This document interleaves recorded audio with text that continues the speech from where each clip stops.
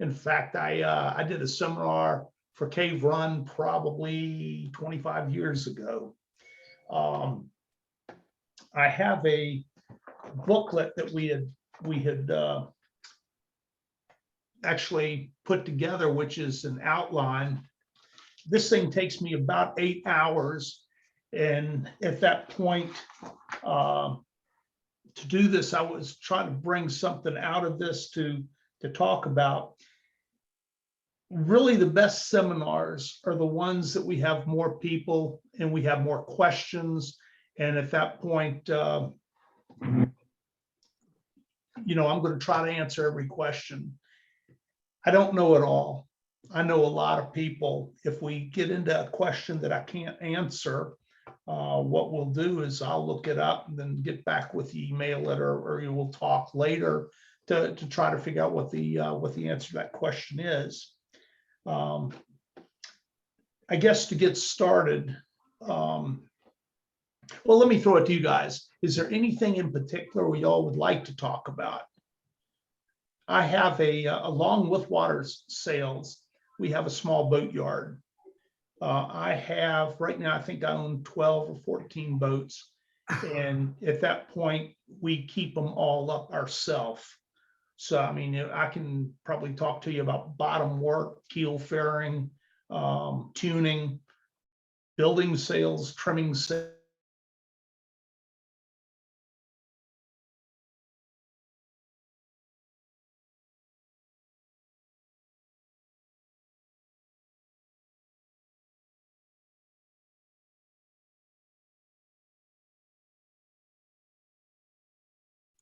You're muted again.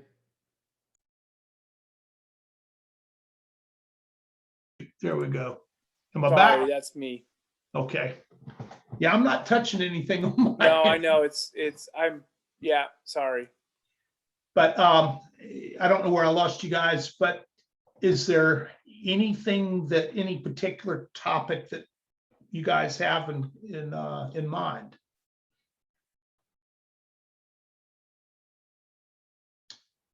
You got me? Can you hear me? Yeah, we hear you. Okay. My job, right, my job is basically to go out, look at a boat and figure out sales and build the sales. But then the other part of that is that we have to come up with the tuning. Obviously, everybody wants to go fast and to get a good sale, and at the same time be able to have a corresponding set of numbers that would bring the most out of that sale. And so tuning probably would be a good place to start. First thing we like to do is to you've got to look at the mast and see if it's a fractional rig or a masthead rig. The masthead rig is if the forestay goes all the way up to the top. Those masts, typically you don't bend them very much. If you bend them too much, you're flirting with a failure. Whereas the fractional rig, it'll be a 15/16 rig or a 7/8 rig. These masts generally are meant to bend, and typically when the boat's at rest, there will be some bend in that mast. So that would be the first thing. If you order a suit of sails, I used to do this before I was building sails. When I got new sails, the first thing I would do would be to roll that mainsail out and look at and lay it out flat on the ground and look at the amount of luff curve. In other words, along the luff, it's not straight. There's a definite curve there, a positive curve. And that positive curve gives me an idea of what that mast needs to look like when I'm tuning. Majority of your fractional rig boats will have spreaders that are swept back. And what that does is so that when you tighten your uppers shrouds up, that shroud is going to have, it's going to want, as you tighten it, it's wanting to go straight. As the uppers go straight, the amount of sweep back in the spreaders is going to dictate as to how much bend you get forward there. Back in the old days when I was racing J24s and I was buying shore sails, the tuning guide basically told us that you wanted to tighten your uppers to bring in maybe 2.5 inches of bend, and then tighten up the lowers so that you pull the 1/2 inch of that bend back out. Ultimately, they wanted us to be at 2 inches of bend. And so this is an important thing to understand, the setup, basically the mechanics of the shrouds and the chain plates, the location and this kind of thing, because as you're racing, if the wind picks up, you may need to put more bend into the rig. If it lightens up tomorrow, you may want to straighten that up and get a little bit more depth. The backstay is basically, the adjustable backstay is basically used to depower in a puff. This is more of a temporary type of thing. And the thing too, there's more than one way to skin a cat. This has always been the way I've tried to skin the cat.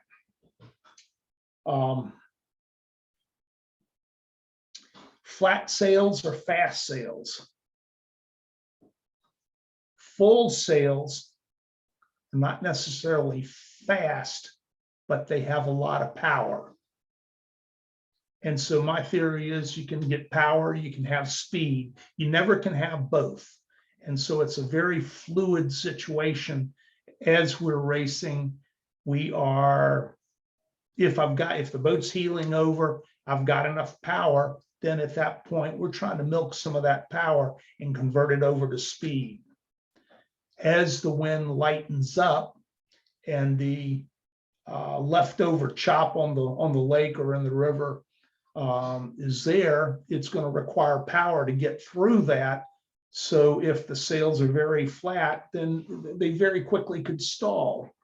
So this is the whole thing about going from a flatter suit to a full, more full suit of sails.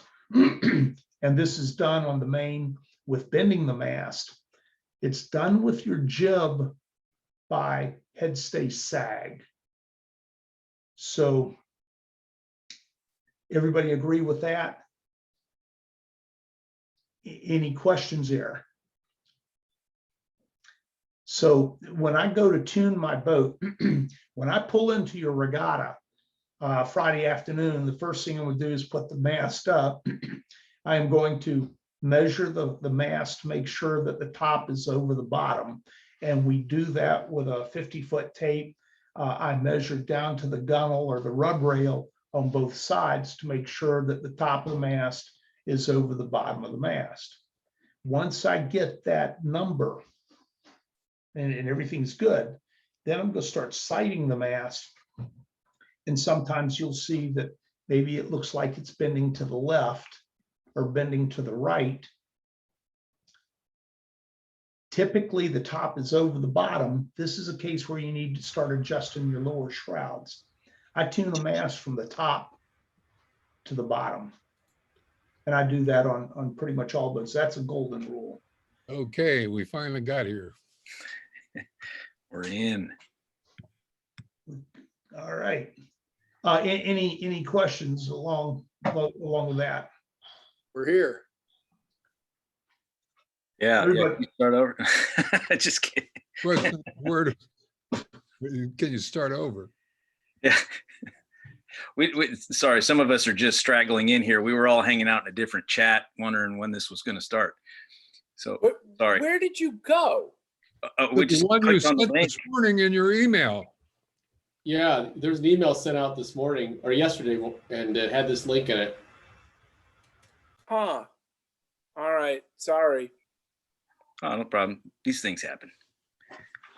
Thanks. So we were talking about tuning. Any questions about that? I recorded it, so you guys can pick that part up. Come on, guys. I need some feedback. Give me something. So, in terms of tuning, a lot of that I kind of knew, but it seems like it's a challenging thing to do because you want to change it depending on weather conditions too, right? Right. Do you retune before every day? Well, what I do is I will tune the boat up the night before and make sure that the mast is basically in a neutral type of position. That is with the mast straight in the boat. Depending on your boat, you probably have got some number for a forestay length or how much mast rake. So we know that. Then the day of the race is when I'll determine how much tension I want on my uppers and my lowers. And again, that will be, I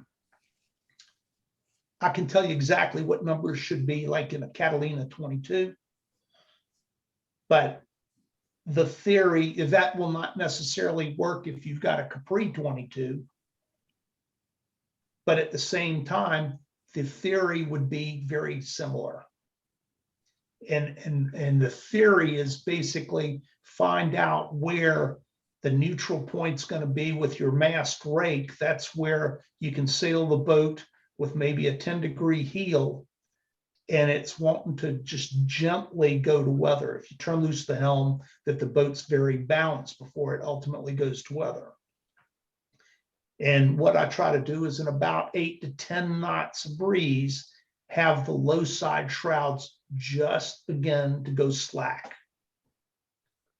And what that will do is to allow the mast to move a little bit so that as you're going upwind and you trim your main in more, the tension of the main sheet going up the leach will help pull that mast back. And that at the same time, it's flattening out your main, but it also will start to take away some of the headstay sag so that both sails will actually flatten out together. What I typically will do when I'm new into a class boat is to start talking with the guys who are fast with that class and then figure out what that forestay length should be. And then at that point, we start building from there.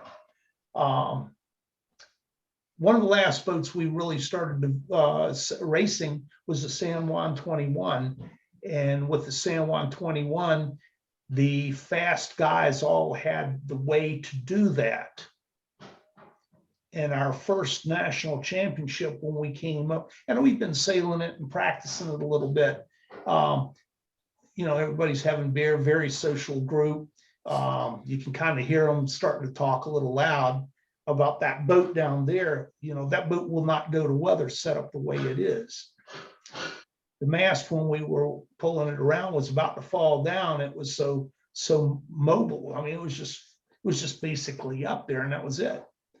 The next day, we had 2 boats in the regatta. We had a non-spinnaker class, so we had 1 boat in the non-spinnaker class. The spinnaker class, we had a boat in it as well. And they ran a total of 8 races, so we had 16 races. And the results were 15 first and a fourth.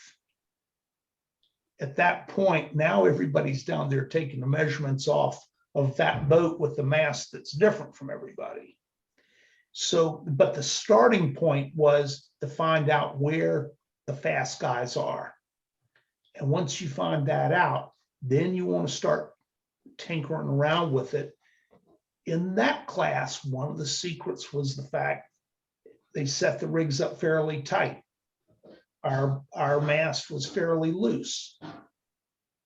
They were running tensions on their uppers probably 20 to 25, in some cases a little bit more. Our uppers were set at 7. Their lowers were equally, not equally tight, but just something under that. Our lowers don't register on a loose gauge. We have to get the mast to sag, because in light to moderate air, those boats are underpowered. And anytime that mast sags to leeward, it's going to be a power up move. Then the day came where we went to the regatta and it was blowing, 20 to 22. And so then we had to come up with the ratio, and the ratio on that boat was take up 2 turns on your upper for 1 turn on your lower. A lower shroud will get tighter faster than a longer shroud. And so as the wind builds, and now instead of trying to figure out how to get more power, we had to figure out how to depower. And so we tightened the rig up, 2 turns on your uppers for every 1 turn on your lowers. That assisted the mast to bend more. It also tightened up the forestay. And now we had 2 super flat sails, and we had not quite as dramatic results, but I think we ended up with a string of first and maybe a fourth or third or something like that. But the thing is to get a good base set for the mast that you are comfortable with, and then you start working from there. And it helps to do some 2-boat tuning. I know some of the guys, some of our customers in that class is the Catalinas or whatever class we're working with. There's a big brain trust. Everybody's trying to figure out the next step, and everybody shares this information. And as a group, it elevates the whole bunch of everybody. But when we get into more of a mixed bag of boats, PHRF, we're not really racing the other boats. We're really racing the clock. But you still need to develop the top end boat speed. Everybody agree with that? Any questions? Okay, I'm not hearing you.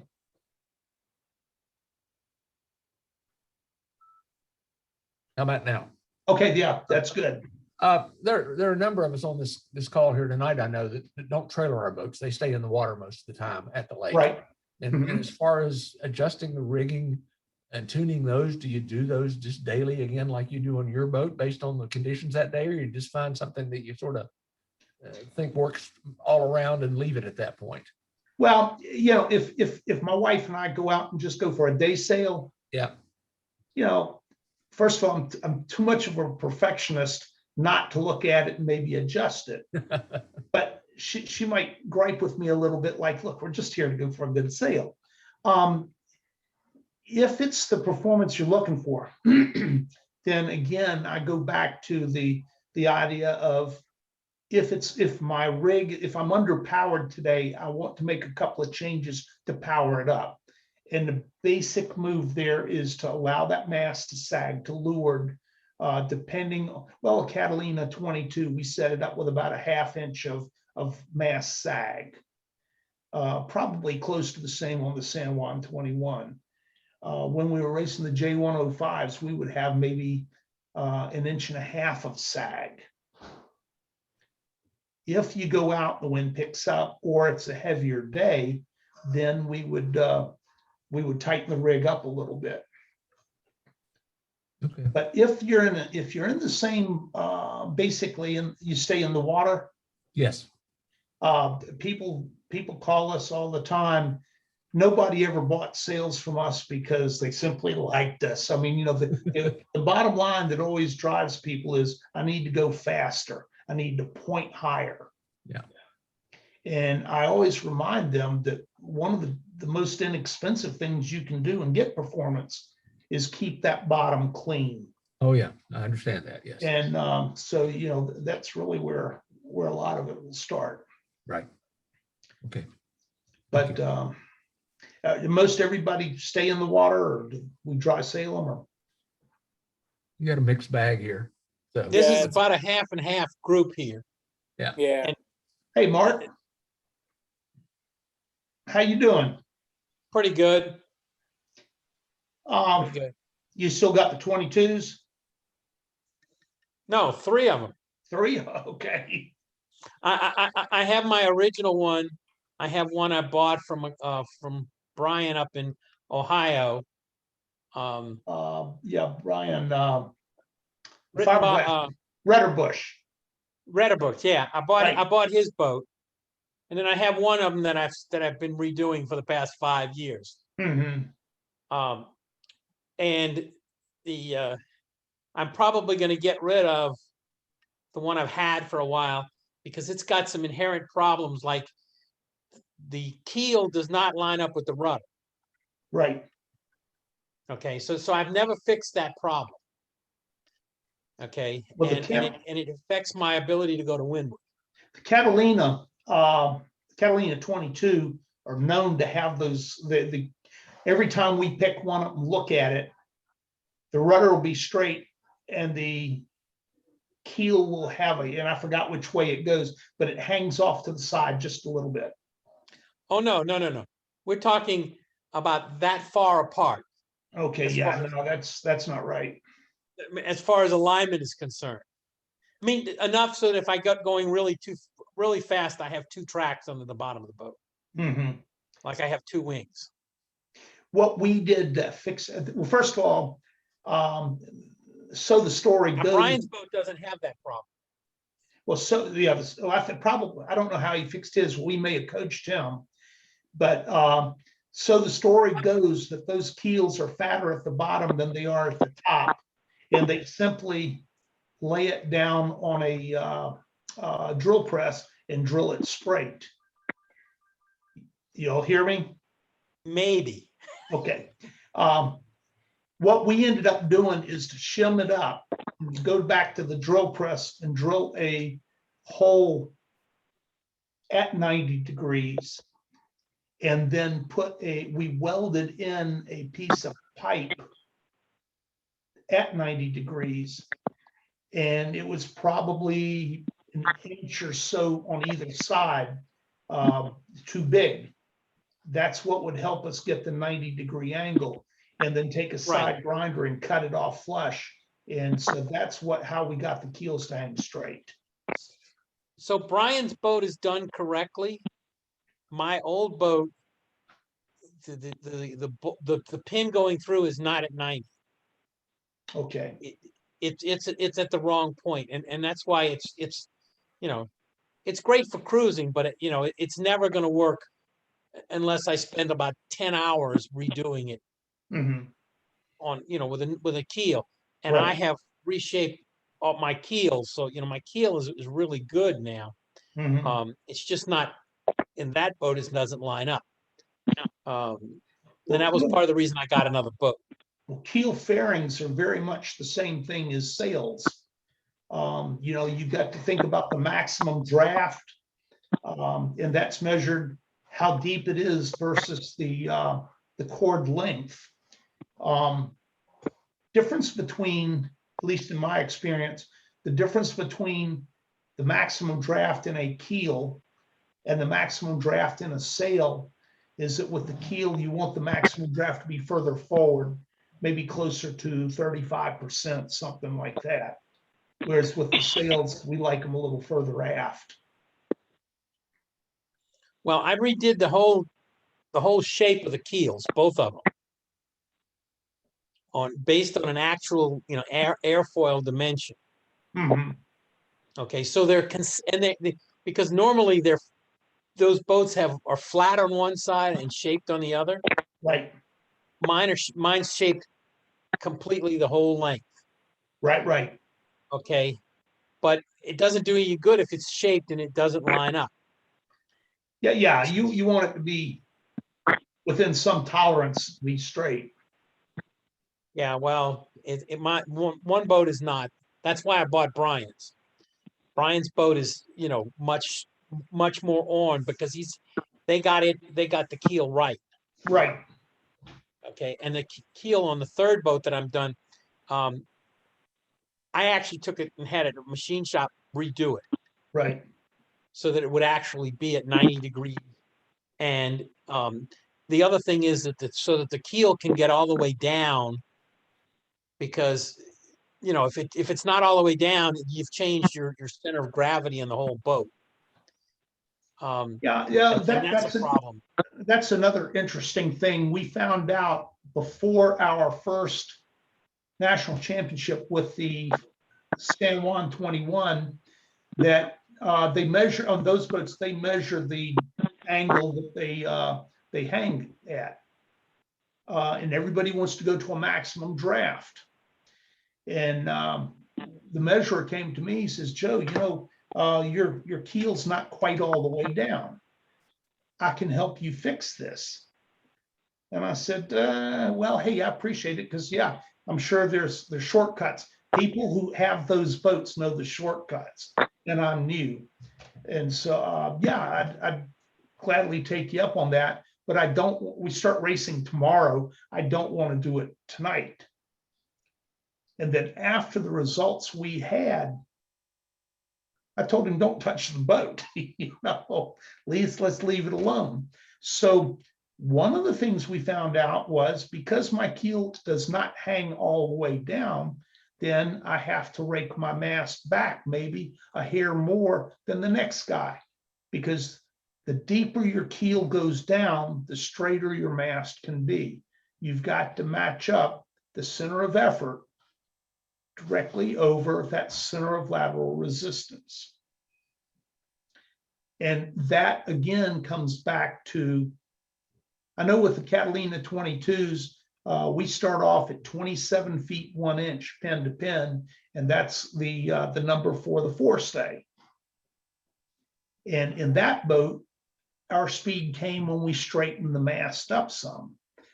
The San Juan 21, the number I think is, I'm going from memory here, guys, but I think it's 24 feet 6.5 inches pin to pin. And everybody to do that needed to put maybe about a 2-inch toggle in there. And of course, when we're talking to them about their tuning, I have to remind them that my keel maybe is not quite all the way down. So it might be normal for me to be at 6.5 inches, and maybe they're 24.6 even.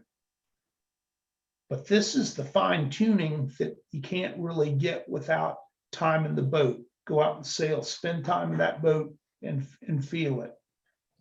And I really recommend keeping a notebook so you can write all these numbers down. On my boat, on Cookie Monster, if I use your standard length, first of all, I have to take out 3 links. I had to add 3 links to it. And on a 7 to 8 to 10 mile an hour wind, I cannot balance the boat. I cannot get it in neutral helm.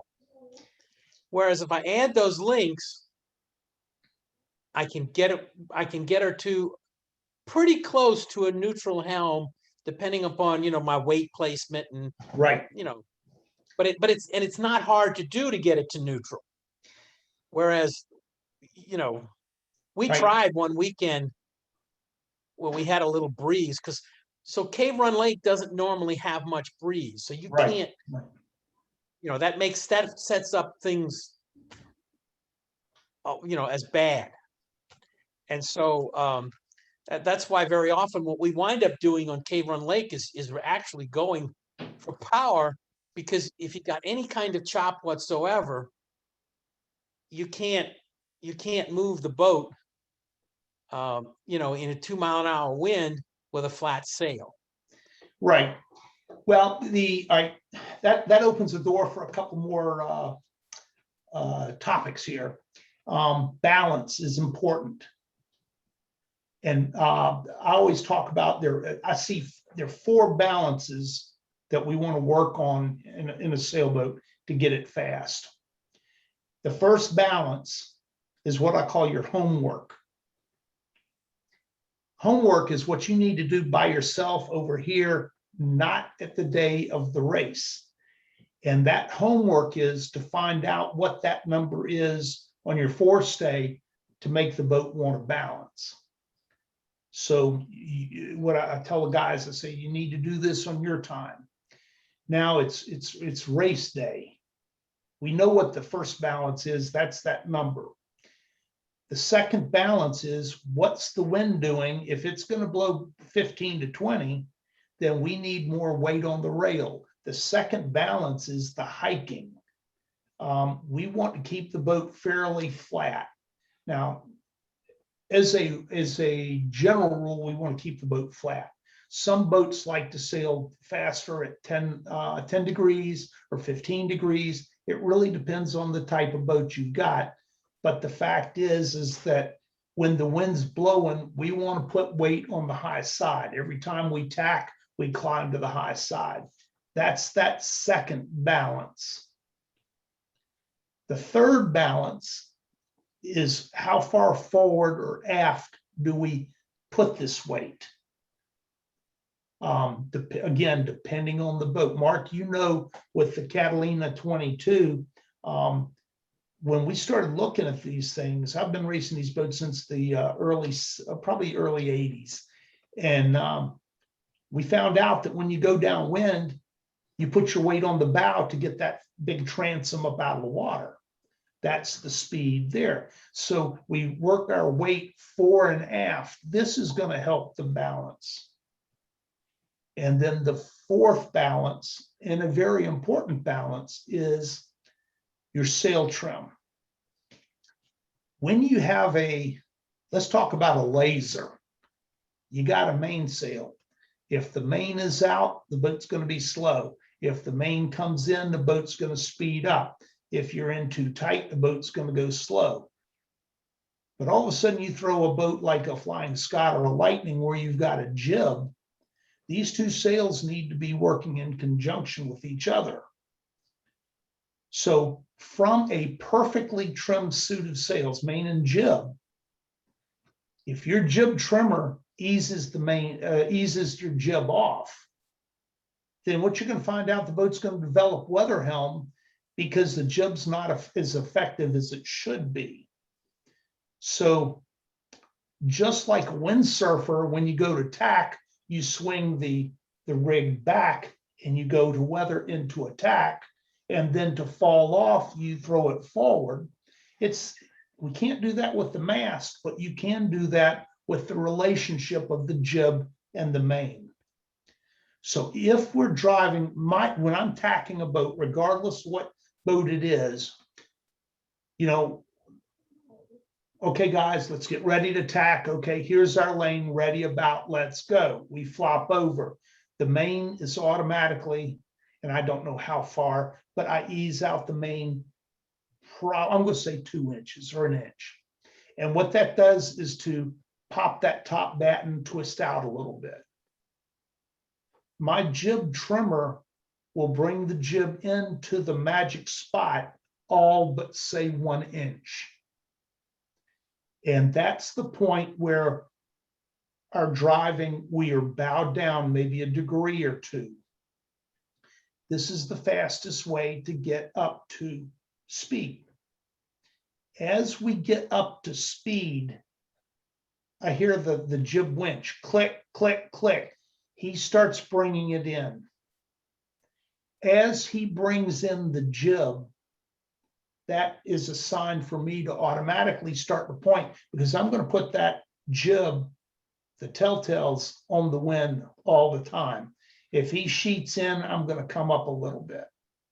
As he sheets in and I come up a little bit, now my main is not in relation to the jib where it ought to be.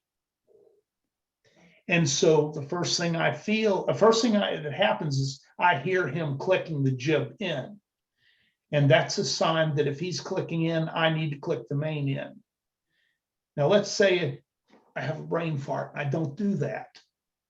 The second thing that's going to tell me something's got to go on is that now I'm losing the helm feel. If that jib is in tighter than the main, I'm beginning to fall off the wind. And a perfectly tuned boat should gently work its way up. So I'll click that main in. Once he sets the jib where it's supposed to be, and I can look around and I'm probably as fast as everybody else, I'll take that main sheet and I might recleat that main sheet 3 or 4 times over maybe just a quarter of an inch, trying to find the sweet spot. And all of a sudden you'll hit that sweet spot. And when you do, I'm going to be the fastest guy there for a split second or two. And when we find that, that's where I want to sit tight. I'm going to enjoy this and try to make some distance up on the leaders or maybe extend on the rest of the fleet. But that balance is probably the hardest one to get. And this is the one that, that's the 4th balance. So we're driving upwind, going to weather, maybe the last, we're not going to do this on the first weather leg because the boats are too tight together. But on the 2nd or 3rd weather leg, the boats are starting to spread out. Now we know we got to beat this guy. We can't let this guy beat us, blah, blah, blah. And Mark, here I see you over there and you're just motoring. If I can't do anything with you, then I might starboard tack you, simply to make you change. You're going to have to bear off or you're going to have to tack. And the whole thinking there is maybe you can't get lucky again and hit that same spot. You follow me? Does that make sense? Yeah, done that before. So there are 4 balances here. This is a complicated game that we play. You can't do anything that it doesn't affect something else. But like I say, there are the 4 balances, and this is going to help you with your boat speed. Does that make sense? Any questions along that?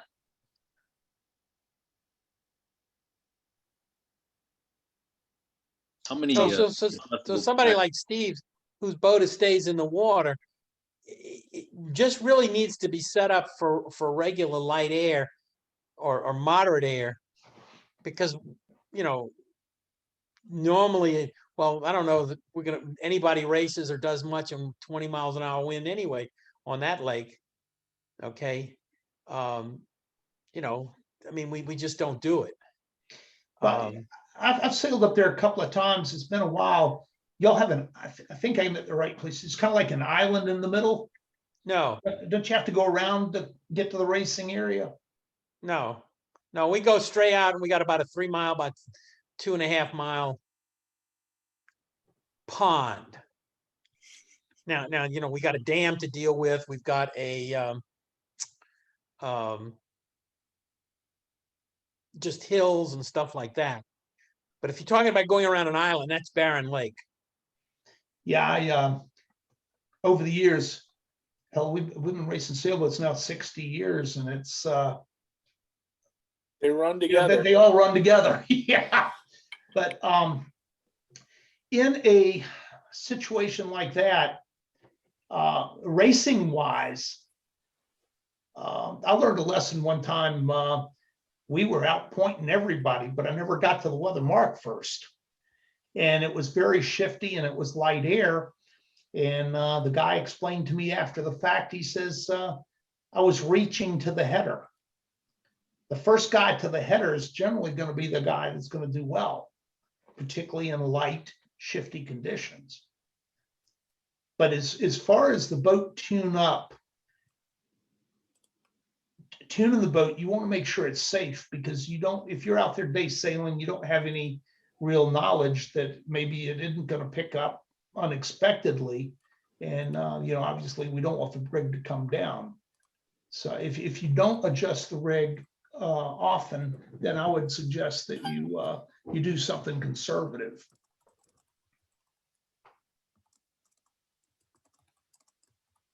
Well, I have a question about rig tuning. I have a Catalina 36, Mhm.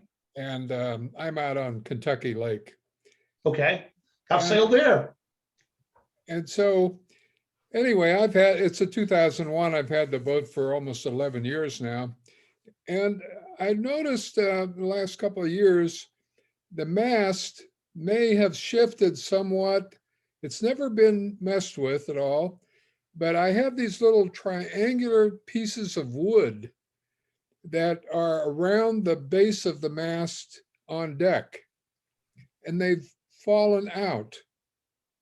And so the mast must have shifted to one side or the other to allow those little pieces of wood to fall out. And there must have been 6 or 8 of those pieces of wood. Mhm. And I haven't done anything to put them back in. I haven't messed with the mast. I just keep on sailing.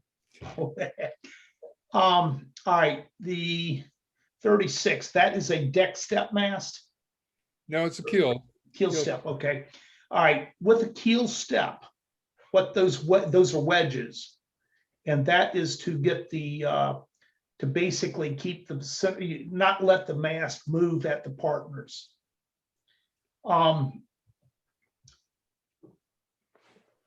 Let's start at the top with that. When you put a mast up in a new boat or a boat that's been apart for a good while, first of all, the shrouds can stretch. They'll shrink if they're not under load. They'll stretch a little bit. They don't stretch much, but it could be enough to throw the rig off that you'd see something. So when we set a boat up for a customer, we'll tell them, we're doing it as nice as we can right now, but and I'm talking about bigger boats like this. You might want to check it in 2 weeks and see what it is. The most of your keel step mast should be all right. It should go down. The pressure should go down and rest on top of the keel. If it were a deck step mast, then I would be concerned for the compression post down below that maybe something has shifted. But I had a J24 once, and I did the same thing with yours. I had little wood not chips, but wedges, and I would wedge these things in as to how I wanted to set it up for the day. And that was great. I'd pour some water on it once I tuned it, and that wood would ever so slightly swell up, and it would hold that mast perfectly still. When you go out and you sail on a port tack and on a starboard tack back and forth, the loads are changing ever so slightly. And it sounds like you probably just had one fall out. Once one falls out, the mast can shift a little bit more. And at that point, ultimately, they will all come out. Yeah. There are a couple of things you can do. There's some stuff on the market. Can't remember the trade name just now, but you can actually pour in a kind of a plastic liquid, and it will harden and make a set of partners for you. What I actually had done is to take a piece of Luan mahogany, that little, it's about 1/4 of an inch thick, lightweight stuff, and cut it to fit the front of the mast and the back of the mast, and then went down below and screwed this up and varnished it, make it look nice, and screw it up into the roof of the cabin around the mast, and then your blocks couldn't fall down, and do something like that. But typically there's not a lot of room there, so That's you're right. probably going to be safe to sail, but it would be more efficient if you can cut that play down. Yeah. I tell people about the sails, and it's true in this case too. It takes energy for something to move. This kind of segues back to the sails. When you're sailing upwind and that leech starts to flutter, you want to snug it out with your leech line, because it takes energy for that to flutter, and that's energy that's not going to make the boat go forward. Same thing in this case. If that mast is moving it's bleeding energy away from the rig. So you probably want to fix it, but I think it would be safe. I think it's just a performance thing. Yeah. By the way, if you guys, I know when I do something, when I'm talking with somebody and then I go home and I think about it, I go, damn, I wish I'd asked him this. You guys can give me a call at the shop, and yeah, I'll be glad to talk with you more. Or if it doesn't work, if there's something else we need to do, feel free to give me a holler and we'll figure out another way to skin the cat. Anything else? Yeah, so let me jump in. We've talked some about Upwind. Can you hear me? Yeah. Okay, good. We've talked some about Upwind, sail trim, and setting up the rig for Upwind. But what about changing gears as we come around that windward mark and head downwind? A lot of the races that our club runs are just simple windward lured courses. Right. So we're doing a lot of pretty close to dead downwind racing. So, like, as we come around that upwind mark, what should we be thinking about in terms of shifting gears in the sail shape? Okay. This is going to change per boat. So what first thing I would do would be to really consider what kind of boat am I in. If it's a displacement boat, then to go closer to the mark would be probably advantageous. In a case where, let's say, I used to have a Melgus 24. And that thing, when you come around the weather mark, if you bear off and go dead downwind, that's just not going to happen. We would always reach out and get the boat speed up. If your boat has a higher speed potential, then it's more important to go closer to a reach. How many times have you seen like a catamaran, a Hobie cat, come up to the weather mark and he's zipping upwind? When he goes to go downwind, he's no faster than anybody else. And it's all about the apparent wind. When you go upwind, the apparent wind is there and it's about the same angle as your true wind. When you go downwind, the apparent wind can be a whole lot different than what the true wind is. Take, for instance, a case where, let's say a hypothetical boat goes 5 knots in 10 knots of breeze. So he comes around the weather mark and he's going dead downwind, it's blowing 10. So now he's going to be doing 5 knots. But now that he's doing 5 knots, the apparent wind drops down to 5 knots. Right? Everybody with me on this? Okay. Yep. Now that the boat's only feeling an apparent of 5 knots, the boat's going to slow down to what it'll do in 5 knots. Say it's 2.5 knots. Now that he's doing 2.5 knots, the apparent wind jumps up to 7.5. So the boat's constantly going faster and slower, faster and slower. If that guy came around and had the wind on the beam, then he's going to be feeling, it's blowing 10, he's doing 5. That bends that wind further forward. Now with the apparent wind, he's feeling 12. So now he takes that extra speed and he bleeds down a couple of degrees. This is how ice boats work.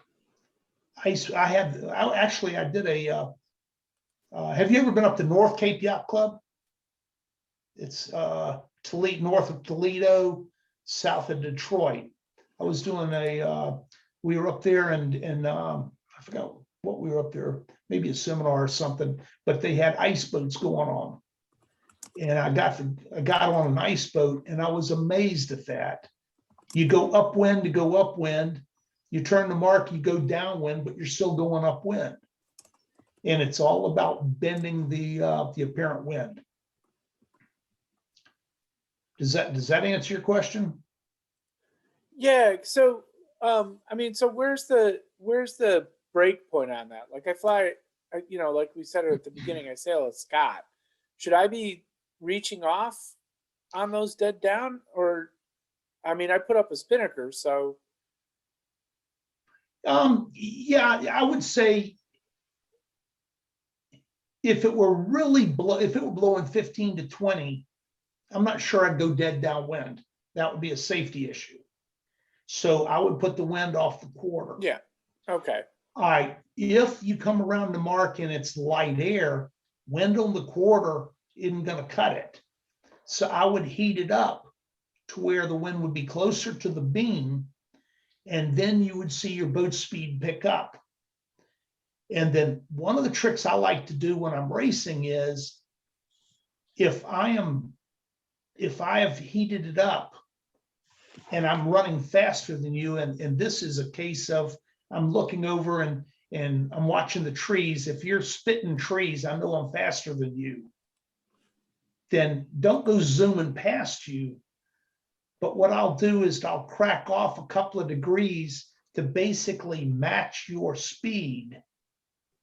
But if I can sail 4 degrees lower to the mark, then I'm going to ultimately be at the mark faster. And I don't alert you to look how fast I am. So that's also a sliding scale of your speed forward or velocity made good to the mark.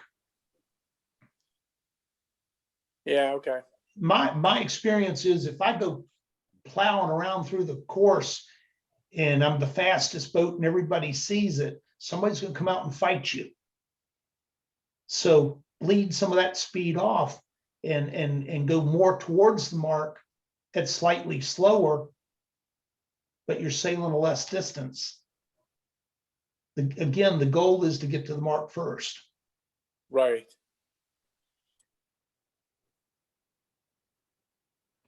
One thing we hadn't talked about that probably should go into here too is primarily upwind. Let's talk about upwind first. Shifting gears. And what we were gauging that on is the attitude of the angle of the top batten as to the boom. In light air, in dirty air, we try to want to open that up a little bit. As the wind is cleaner and a little bit more moderate, then I try to funnel that top batten pretty much to the center line of the boat. As the wind builds to the point that you've got survival, then we start twisting it out a little bit again. And we do basically the same thing with the jib.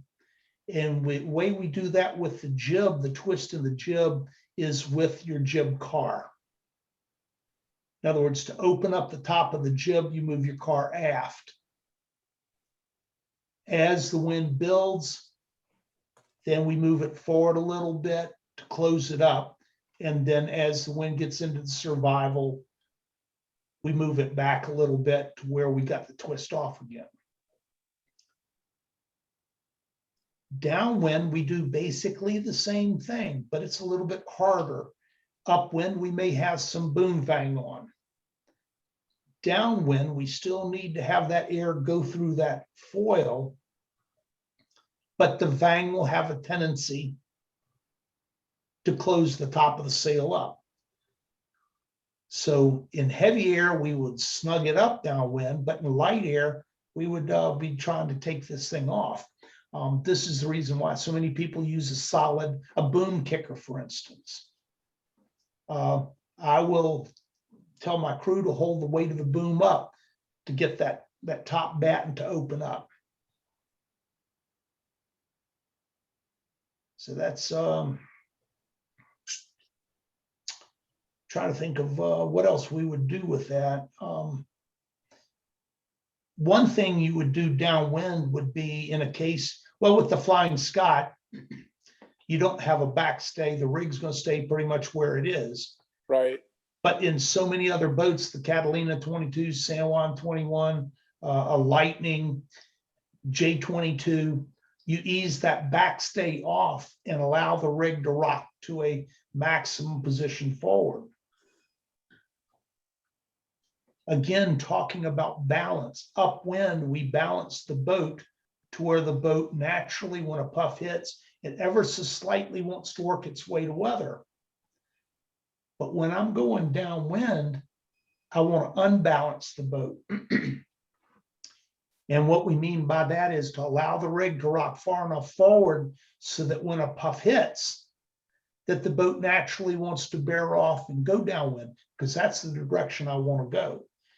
And that keeps you from using your rudder. The rudder is only a brake. And it's also a safety mechanism when you're getting ready to T-bone someone. But we try not to use the rudder. You know, again, try to balance the boat. There are not many boats on, you know, in the old days, designers didn't know what they were doing, and there were some bad boats. But really today, so many of these boats, they're all balanced perfectly. It's just you got to find it. I've got a question, and it's kind of what I want to expand a little bit further on that backstay comment you made there.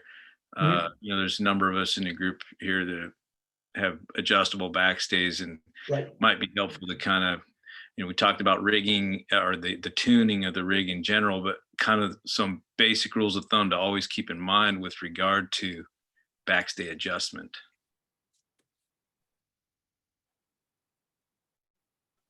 Okay. Yeah. What kind of boat have you got? Catalina 27. 27. Okay. Backstay adjustments do two things. One is to bend the mast. And in your case, that's not really what the story is going to be about. On a masthead rig, it's all about depowering or powering up your head sail.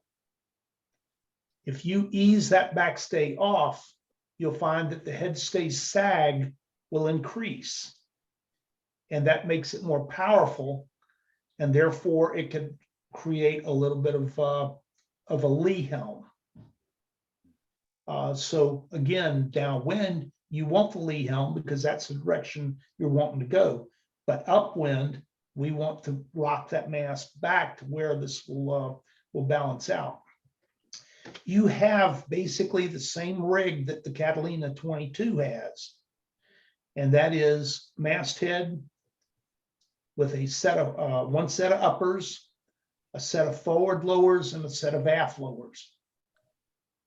And so what we do in the 22 is to, again, know where the number is to balance the mast for upwind. And then we tighten our forward lowers up a little bit if we need to pull some bend into the rig. And we tighten up the aft lowers so that we don't get any pumping, so that you don't have a mast problem. But upwind, pull that backstay on to where the forestay is somewhat taut, and then downwind to pop this off to where you get the full benefit of the rig going forward. With well, really true about any boat, but especially a masthead rig boat. When I get on a new boat, I need to learn all these things. And what I'll do is I'll get one of my crew who's a pretty good, good sailor, good driver, have him drive the boat upwind, and you'll see me lay down up on the deck and put my eye as close to the forestay as I can and watch how much sag. In other words, with my eye up there sighting up, I can see the straight line, and I can see that we got 2 inches of sag or 6 inches of sag. And learn what that does to the sail. If you have more sag, you'll develop a little bit of a knuckle on the entry of the jib. And this will hinder your upwind, your pointing ability. Then I'll have him pull the backstay on, and what you'll see is that knuckle goes away and the angle of attack gets a lot closer. That's where your pointing ability is. And so have him do that. And then the other thing is, you can watch, I'll lay up there for, they'll yell at me, say, are you asleep up there? No, I'm watching that thing bounce around. I'm watching how does it perform when we hit a wave. When you hit a wave, that boat tries to stop. The rig, it sends a shock load onto that rig. And so I want to see how that works with that forestay. But in both boats, the masthead and the fractional rig, that backstays the accelerator. That's what's going to flatten the sail for speed. And that's what's going to make the sail more full for power. And talking about the speed versus power, when I'm sailing along, especially in light air, we're racing along and a powerboat goes by, throwing a big chop, and you watch the fleet. Side note here, one thing I like to do too is to go out and watch a race. When I'm new into a particular boat, I'll go out there and I'll watch people racing, because I can learn a lot more when I'm not trying to race my boat. And one thing you'll see is in light air, when that power boat goes by, some boats go right through that wake and never really slow down, where other boats, they hit it and they die. And one of the tricks there is when that wake is right on you, ease that main off. That gives you a little bit more twist. Ease that jib off. Again, a little bit more twist. And I'm probably only talking about a half inch on your jib. It's not much. Well, on a bigger boat, maybe an inch. Bow down. And when you hit that wave, you'll power through it. You drive a 5-speed car? Yeah, I can't hear you. Sorry. Yeah, I have, Okay. I have driven into those. Yeah. A 5-speed car, 6-speed car. Flat ground, you're in top gear, and you're fast. But then all of a sudden you go up a hill and it starts to lug. If you don't downshift, ultimately it stalls out. So what I say is, when that powerboat weight gets to you, go ahead and downshift. A little bit more twist. Bow down just a hair.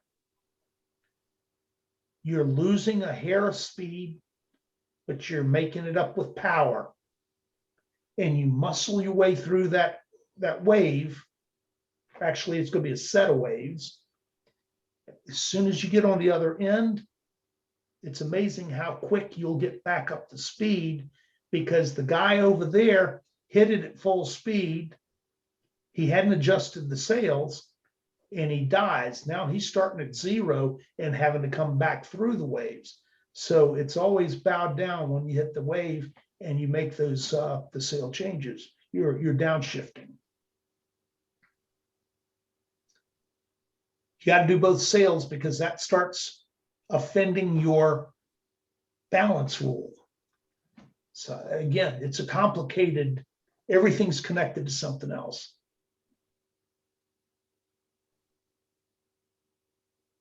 Anything else?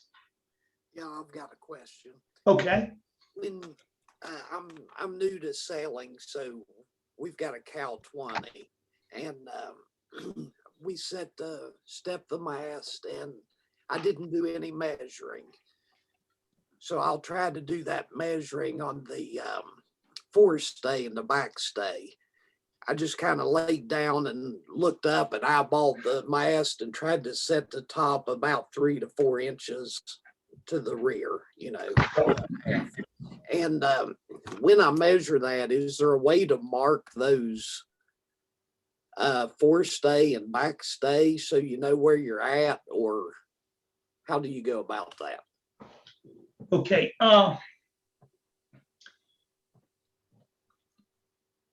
there is a way. The boats that we typically set up to one. First of all, I like things simple, and we try to do everything with a particular number on that forestay. Like I say, the San Juan 21, I know we start off at 24 feet 6.5 inches, pin to pin. So what I do then, before the mast goes up,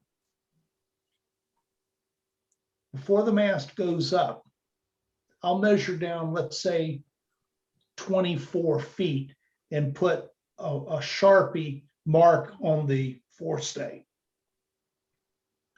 So I know for a fact that from that mark up to the top is 24 feet.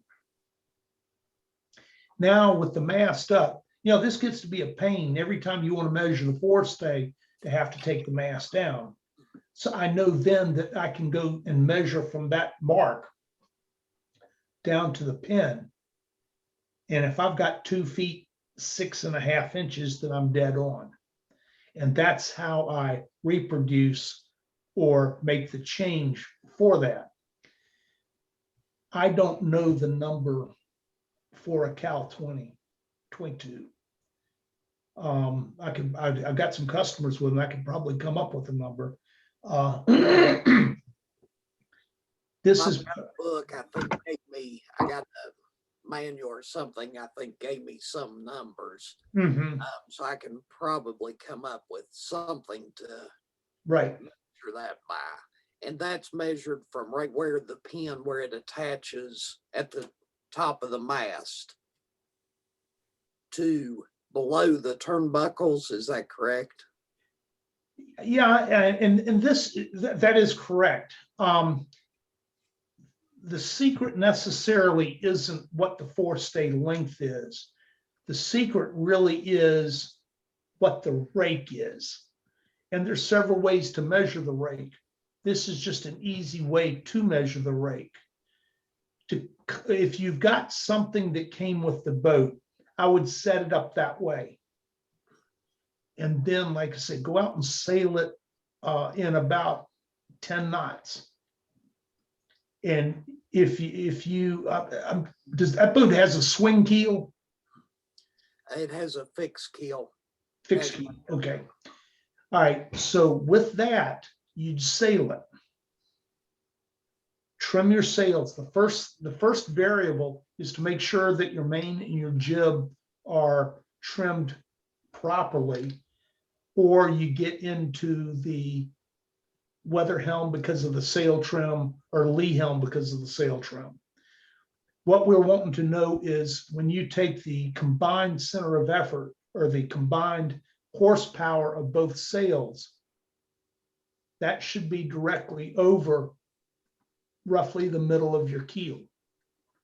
If the drive, or what they call the center of effort, is in front of the keel, it's a balance, then that's going to make the boat want to blow away from the wind. And so what you would do is you'd sail it and try it, and over a course of time, you can make a couple of changes and ultimately come up with a good number. Okay, thank you. The whole thing, with this is to make it where your rudder isn't working. If your rudder it's a very negative cycle. If you have weather helm, in order to sail the boat straight, you have to pull the helm to you. When that happens, the rudder goes through the water sideways. That slows the boat down. If the boat slows down, that's going to increase your weather helm. As the boat, the reason it does that is that the boat has a tendency to want to heel over. In other words, guys have to high carter. The boat is symmetric on the bottom. when it's sitting in the water, that footprint should be symmetric.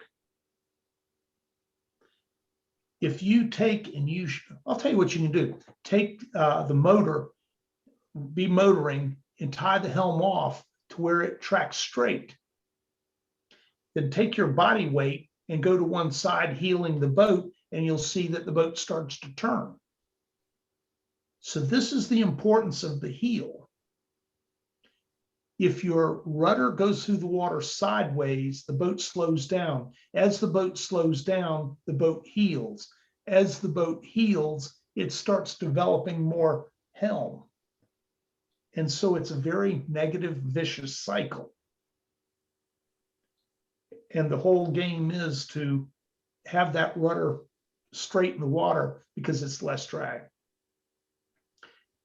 How many times, most people have done this, you're sailing along and all of a sudden you run aground and the boat stops. We've all done that. What's the first thing that happens to the boat? When it stops, the boat tries to turn over, it heels over. There's a trick in heavy air. If you can get the boat flat, the boat will be fast. In heavy air, if you can get the boat fast, it'll be flat. And so what we're doing is trying to get out of this negative cycle over here and get into a very positive cycle of boat speed. And again, it comes back to those 4 balances. You can't touch anything on this game that doesn't affect everything else. This is what intrigues me. After 60 years, I'm still wanting it. I'm still chasing it.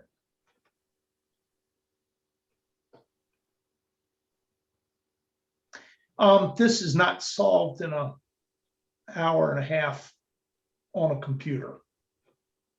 What I would do is to go down that road, practice it, take notes, and I can promise you're not bothering me. I got customers all over the country, and I tell every one of them, I can't call all my customers after every time they race, but they can pick up the phone and call me, and I get good reports, and I get reports that aren't as good. We like the good reports. The guys that don't have the good reports, that's where I got to get to work.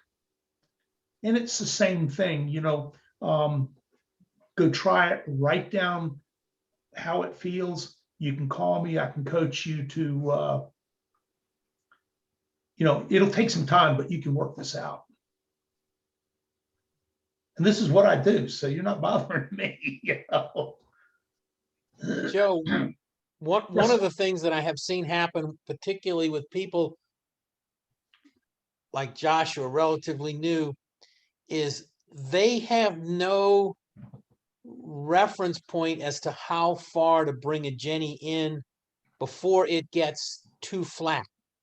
And the problem is people tend to let it out, leave it out too far. Okay, particularly on this lake, that's a big problem. So, you know, you can't, like I'll bring my Jenny into within 6 inches of the spreader, and then that's my reference point. Right. Okay.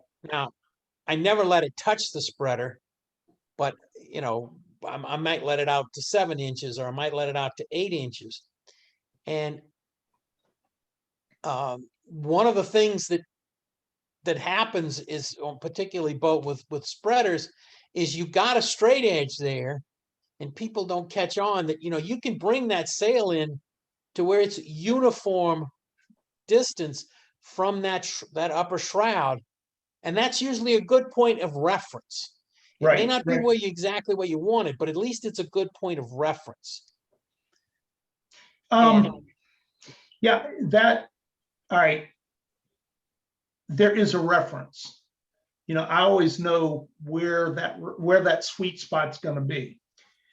This will change a little bit with wind directions, wind velocities. It can change with wave conditions. the water surface. This is the reason why we always like to get out early and have time to run upwind and try out and see, okay, today reference might be 2 inches off the spreader. On the 22, our pretty much standard would be about 1.5 inches to 2 inches off. Then when we get into a situation where we need to really point and there's flat water and we have clear air, there are 3 things there: flat water, clear air, and maximum speed. That's when we get if we have those 3 things, then I'll grab that main and pull it in to where the top batten will stall. And that jib general will click in to where it touches the spreader. And I can run like that for maybe 15 seconds before the boat really starts to slow down. And in that 15 seconds, I can probably make up maybe 2 feet to weather. So we're scalping this. You don't do it all at once. I've got to wait for that next moment when I get those 3 things back. But this is a Catalina 22. The next boat, there's a definite sweet spot. And unfortunately, this comes back to homework where this is going to be time in the boat spent practicing. And so often practicing, we go out, we're going to practice today. We go out, we do a couple of tacks, we drive upwind, we have a couple of cold beers, eat a sandwich. Hey, it's blowing, let's put the chute up. We ended up going day sailing. When we practice, I have a list of things I got to work on that are bad, things that are good, but I'm not comfortable with. And practice is like running laps for football practice. It's not fun. But this is when we'll end up drinking beer and we'll end up sailing that afternoon, but that's going to happen after we accomplish what we've got to do. And in this case, the goal would be to find the sweet spot upwind in that Capri 22 or that McGregor 22 or a Cal 22 or whatever it is, because the rigs are slightly different, the hulls are a little bit different, the displacement's a little bit different. And the other thing is we all have a slightly different sailing style. So, that's the thing. Just because the boat's going good like this doesn't mean that we don't try to get a little bit more pointing and try sheeting in a little tighter. And if the boat slows down, then maybe we went too far. So the one thing I can assure you on my boat all the time, every day, is we're not satisfied. We keep trying to find that next little thing. And a lot of times we come in and we're very successful at not finding it. So yeah, it's elusive. I've got another question. It's about battens. Mm-hmm. So my mainsail has on my cruising main is an original to the boat. Okay. The original battens on it were short ones, and it had been modified for full battens. Mm-hmm. So it has full batten pockets. What I'm curious about is tensioning those battens. What is the right type of tension to apply, on any of the 4 battens throughout the mainsail? Okay. Basically, there are 2 types of battens. A leech batten, which is held in its place with usually a piece of elastic in the end of the batten. And then the full batten, which goes from the leech up to the back side of the mast. And that generally is compression. So the key there is to get enough compression in that you to suit what you want. With full battens, the more tension you put in them, typically the fuller the sail will be. So if it's light air, we may want to tension them pretty good. Whereas if it's heavy air, maybe not so much. But the thing is, with full battens, when some of the things I see when I go out and I watch is that if you've got the batten in, but you've got minute wrinkles at the batten pocket perpendicular to the batten, then you do need to get a little bit more tension on it. Full battens are great. I'm a big fan of a lot of our sails. We do either 1+3 or a hybrid of 2+2. But the thing is that in lighter air with a little bit more tension, it makes it a little more difficult to get it through the backstay, and in dead light air to get it to go ahead and pop over to the new tack. And so that's a case where what we've learned is to grab the boom as you tack, pull down on it and shake it. If you pull down on it and shake it, it'll help that thing pop over. But to answer your question, as long as you've got you don't have any small perpendicular wrinkles in that pocket, you should be close to where it ought to be. Full battens were neat when they first came out. It was a way to breathe new life into an old sail, because you could take that batten, you could shave it down, sanding it, and bring the draft back forward where it probably was originally designed. Yeah, that might have been why they modified it. Yeah. The reasoning today is for cruisers is primarily ease of sail handling. A lot of your catamarans are full battens because they're approaching the solid wing. But for the displacement boats like we're talking about, most of them are either one top full batten or two full battens. Is that Chuck? I am here. I had problems with my internet service, but I'm finally here. How you Oh, doing? Joey, Good to see you. pretty good. Is this list free for all? Ask questions when you got them? I'm sorry? Is it just a free for all? I mean, when you got questions, just ask the questions. And, Oh, yeah. Yeah, fire Alright. away. when do you look at a sail and just say, this sail's tired, it's time to get it replaced? When do you make that decision? I know you're a sail maker, so Yeah, you know, I yeah. got that. I look at my bank account. Now, sales have a maximum draft. And what we do is set the sail on the boat, take your eye up and put it about halfway back the boom, about 50% of the boom, and look straight up at the head. And at that point, that'll give you a good indication as to where the draft is. And on a mainsail, you want to have that draft for upwind just forward of 50%. Now, the second thing we would look at is when a puff hits, how easily do you get wrinkles in the luff of the sail?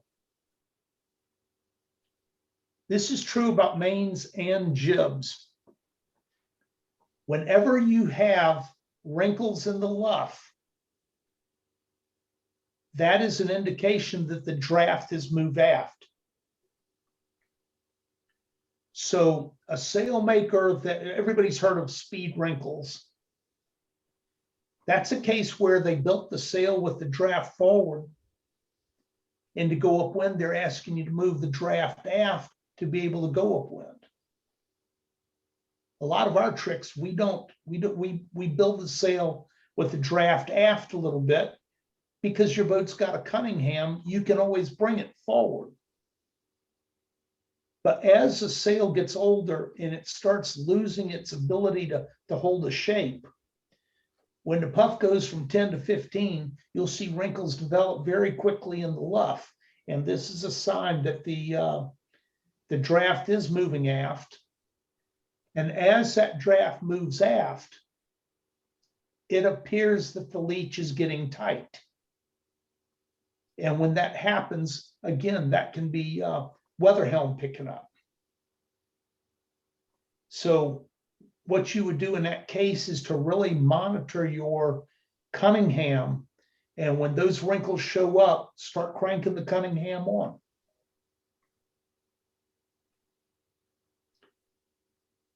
Does that sound good? Well, yeah, I mean, that's a good start, but I mean, Joey, there's times when you look at a sail and you just said, man, this thing's just too tired, you know? And I guess I'm looking at, when you do that, what, Well, maybe you answer the question there. the racing life might be 5-6 years. If it's cruising, I would probably Dacron. I'd pick it up and see if you can blow through it. That's going to be an indication as to the resin, how much resin's left in that cloth. When the shape starts to move around in the foil, that's another indication that the resin is, it's beginning to lose resin. When they build this cloth, they weave it tight, and then they actually coat it with big rollers that just force the resin down into the fiber, and that's what stiffens it up. When we buy sailcloth, so much of it is about like a piece of thin cardboard. And then we go out, we shake them and we stomp on them and we stuff them and we tack them and all that stuff. And it actually, the resin starts to come out of them. And a sail can be blown out if it blew up and there are pieces. But a sail also is known as blown out when that draft starts moving around. I get guys bring into the shop all the time sails, oh, they're in good shape. And you look at them and they were old enough to vote. That sail probably needed to be replaced. It just really depends on what you're asking of the sail. What's your favorite material to be working with these days? Laminates are popular. We're getting ready to build some Evelyn 26 sails, and they're going to be out of Technora, which is an aramid, and it's basically a competitor of Kevlar, and it's a laminate. And the beauty of that is that we're going to build these will be offshore sails, but they'll weigh about 4.5 ounces, 4.4 ounces, I think. Whereas the same basic sail for offshore for this boat out of Dacron would probably be closer to 6.5 ounces. And so what that's given him is the advantage in heavy air because it's not going to move, and the advantage in light air because it doesn't weigh 6.5 ounces. So the laminates actually give you a bigger range of performance for any one sail. What about a delaminating laminate? Is it just toast, or is there any repairs that can be done for them? Well, first of all, the delamination really started up when the first Mylars came out. And the first Mylars were no more than a piece of monofilm that were welded to a piece of Dacron. And the Dacron would stretch, the monofilm wouldn't, and you develop a little bit of a delamination. And then there was nothing you could do. And the delamination, once it was small, got bigger and bigger. The faster it got big, the faster it would get big. And a lot of people were really upset and burned with that. Probably 25 years ago or so, Dimension Polyant came up with what they called their tri-ply construction. And what that is where they take 2 layers of monofilm, they weld them together over a scrim. Yeah. The first, I was racing J24s when the first Mylars came out. I was always running shore sails. This is before I got into this. And they built probably 10 Mylar Genoas, and they passed them out around the country. And I was fortunate enough to get one. And it was an extremely fast sail in one condition. If it wasn't that condition, we were dog meat. And we found out the reason is because that did not stretch. Sails must stretch. It needs to be engineered and it needs to be predictable. And so what they do is they take today the tri-ply construction, they take the 2 pieces of monofilm, they weld it over a scrim. And that scrim is what dictates when it can stretch, which direction it's going to stretch. And we've gotten away from the term Mylar. We use the term laminate. The laminate means that it is of this type construction, but it could be a polyester laminate, which is not very expensive at all. Or you could step up to a Pentex laminate, or an Aramid be Kevlar or Technora, and ultimately carbon fiber. Problem with carbon fibers is it gets pricey. But it does in a big boat setting, it saves weight aloft. But it also gives you a light air sail that will not blow up when you get into heavy air. So the argument is I'd need a heavy air sail and a light air sail, or I could spend the money for a carbon sail and be able to do it all. But any way you cut it, it's expensive. But laminates are here to stay. They're good sails.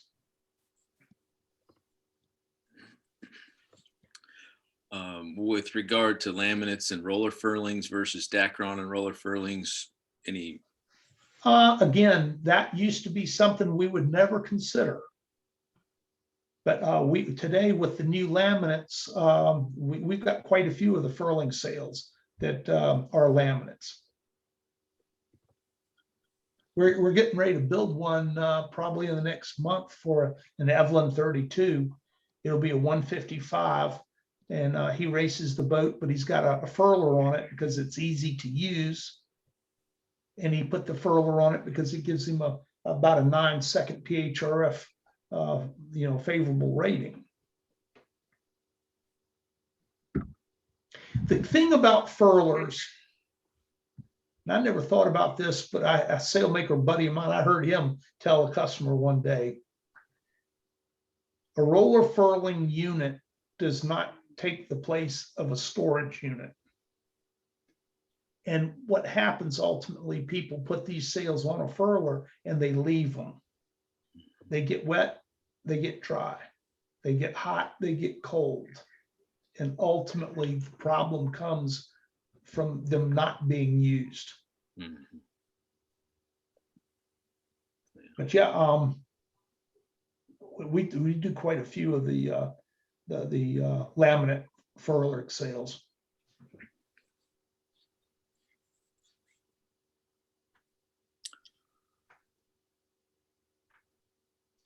Anything else?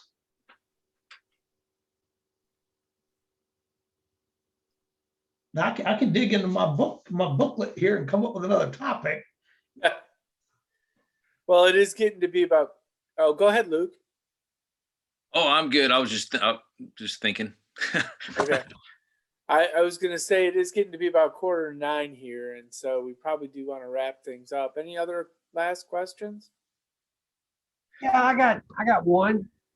What is a 3D sail, Joey? What is that about? The 3D, Yeah, That's something that North came up with. What they do is they basically come up with a form, and it's supposed to be seamless. And you know, it's like the string sails, and that's where they basically build the cloth on a foil. It's kind of got started back with Sobstad when they did what they called their Genesis sails. It's probably a great thing for very big boats, but you know, the America's Cup, we don't even consider, well, the America's Cup today is approaching a different, a whole different sport in my book. But years past, that's where you'd first see it, and it was trickle down technology. The small boats were eventually getting it, but and this is my opinion, that we can pretty much give you everything that like the 3DI has with a mitered sail or a lofted sail. So does it? That's something North basically is capitalized on. You know, their brand, I guess. Julie? Yeah, I mean, I understand the role. Sometimes we see a lot of marketing things out there, you know, that really doesn't have much of a benefit, but nevertheless, it's getting marketed quite a bit. You know, you see a North Sail or, you know, an advertisement, you know, they're pushing it. And I just wondered about, you know, how it, like on smaller boats, is that an avenue to even think about? Yeah, I'm kind of losing it. Yeah, I didn't quite sound like it's really. Go ahead. Yeah, I'm losing you. I'm sorry. Maybe it's my mic, but you see it advertised quite a bit. That's what I'm trying to see it. I mean, they're really pushing it, and I didn't know if that was a technology that we just hadn't seen it on the smaller boats, or if there's no real advantage to it at all. Well, you're not going to see that on the smaller, like One Design boats. It is, you know, and the thing is, North, and they're good sailmakers. You know, it's the biggest sailmaking firm in the world, and they got to keep feeding that machine. And so they're advertising. And one thing that I don't particularly, something that I don't particularly care for so much today. When I got started, sailing was Lightnings and Y-Flyers and Hamptons and Comets and, you know, the smaller boats. The whole game has gone into these bigger boats. Sailing World magazine got to where, you know, I would get my magazine. I couldn't wait for the new issue to come out, and I'd go out and I'd look at it, and it was all about the Grand Prix circuit. It had nothing that applied to me. And North is I would say they're the premier Grand Prix sailmaker. You know, I think probably every boat in the America's Cup was using North sails. But you don't see that cross over into the more realistic, the majority of the boats. A lot of people would have questions about, for instance, how do you pick a sailmaker? Or why would somebody want a water sails over a North sails or sure sail or whatever? I think for the racer, it comes down to performance. You know, it's a case where you got to look at the performance, what's going on. With after our success with our success with the Catalina 22s, with our success with the San Juan 21s, we're the hottest thing on the West Coast right now. Just before COVID hit, we had North Americans out there, and we probably had more sales in the regatta than everybody else combined. So, you know, that's something that people will jump on and want to buy our sails. Flying Scott right now, we're developing those. We're just now getting to where we're going to the regattas and everything. We're selling a few sails based on what we have done, primarily our existing customers. But as far as the racing crowd, you got to look at the performance. So if you go to the cruising crowd or the day sailing crowd, I think it comes back to the service that's offered and longevity. We build two sails. We build one that's extremely fast. The joke is if the customer wins every race, they'll buy every year. That's not realistic. You got to have longevity. And so in a cruising setting, they want a performance sail, but it's got to be, it's got to last. And so we might change up a little bit with the cloth that we use. We're computerized. We have a computer cutter.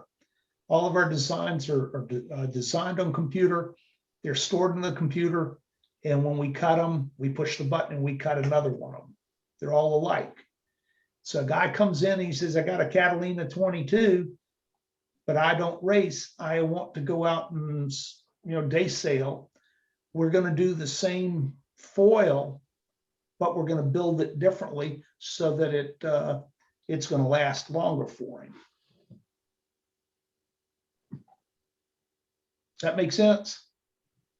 Oh, absolutely. I mean, that's one of the things I've always appreciated about you, Joey, is that you're always willing to, you know, help with tuning, or, you know, you got a question, just call you up. And, I mean, you're pretty accessible, and you know, you're a wealth of information. I guess that's what I look for in a sailmaker. You know, sail is a piece of cloth. I really know how it was cut and what am I going to do to try to get the best performance out of it that I can get. I think that's the reason I would choose a sailmaker right there. I'm losing about every fifth word. Basically, he said he likes the fact that you help him out. So I'll tell you hey, a funny story. I got two customers, Catalina 22 class down in Florida, and they're always neck and neck. They go to a race, one guy beats the other one. Monday morning, the one that got beat calls me. I'm having a hard time pointing. We review, do this, this, and this. The next regatta, the other guy calls. He said you talked to him. What'd you tell him? He's kicking my butt right now. So, but no, this is the way we built the business, is to be accessible. all right. Well, it's about 5 to 9, and I think we're gonna have to wrap it up for tonight. So, Joe, thanks. This has been great. I learned a Thank lot. you. I'm sure everybody else did, and we'll look forward to seeing you on the water this season. Well, I'm hoping to get up there and come play with you guys. That'd be great. Or maybe we'll get down there and come play with you. Well, hey, that'll work too. So, Again, if anybody thinks of anything that we haven't covered, or something that doesn't make sense or whatever, don't hesitate to call me. all right. Thank you so much. This was great. Thank Yeah. you all for coming. Sorry to those of you who were in the wrong place. There were actually 2 links in that email. I found it, and I apologize. The one in the body of the email was right. The one at the top of the email was the one that everybody followed. Sorry about that. Thanks, Joey. That's great information. Appreciate it very much. Yes, sir. Thank you. Thanks, Joey. Thanks. Thanks, Joey, and thank you, Chris. Thanks, Chuck, for setting it up. Thank you. Thank you too, Chris. Oh, no sweat. Thanks to all.